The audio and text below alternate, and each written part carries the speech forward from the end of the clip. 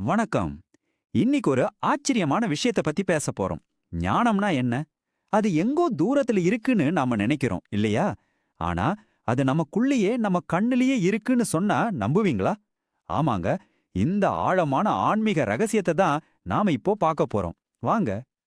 சரி, இந்த பயணத்தை நாம எப்படி போக போறோம்? மொத்தம் 5 கட்டங்கள். முதல்ல ஒரு புதிரோட ஆரம்பிப்போம். அப்புறம் நம்ம கண்களோட தெய்வீக முக்கியத்துவத்தை புரிஞ்சுக்க போறோம்.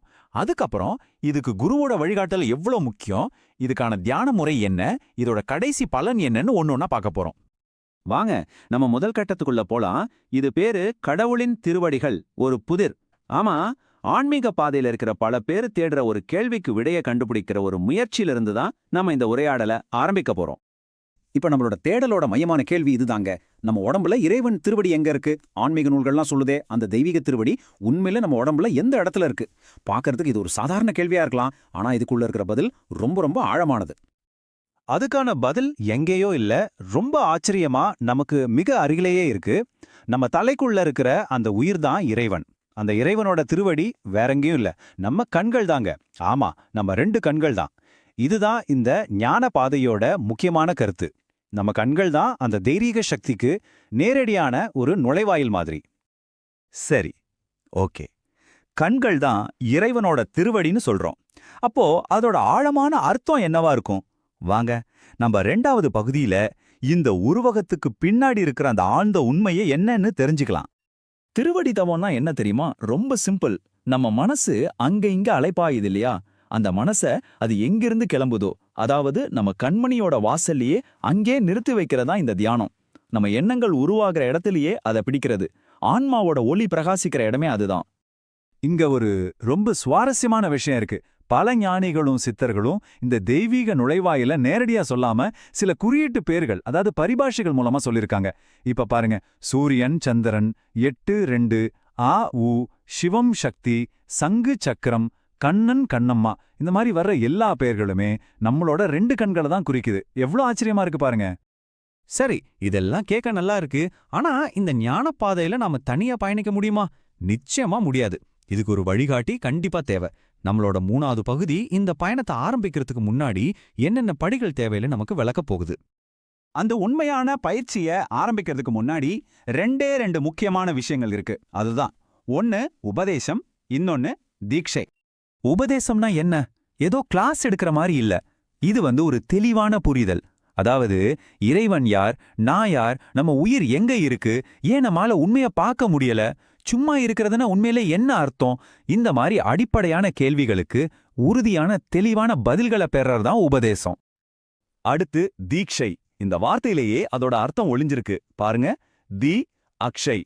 தீனா நெருப்பு அல்லது ஒளி, அக்ஷய்னா கண். அப்போ தீட்சைன்னா என்ன? கண்கள்ல இருக்கிற ஒளிய தூண்டுகிற ஒரு செயல்முறை. சிம்பிள்.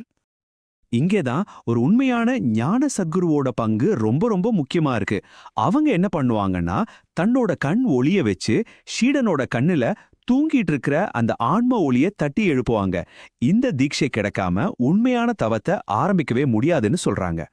சரி, உபதேசம் கிடைச்சாச்சு, தீட்சையும் வாங்கியாச்சு. அதுக்கப்புறம் இந்த தியானத்தை எப்படி பண்றது? நம்மளோட 4வது பகுதி இந்த திருவடி தவத்தோட தனித்துவமான முறையை நமக்கு விளக்க போகுது.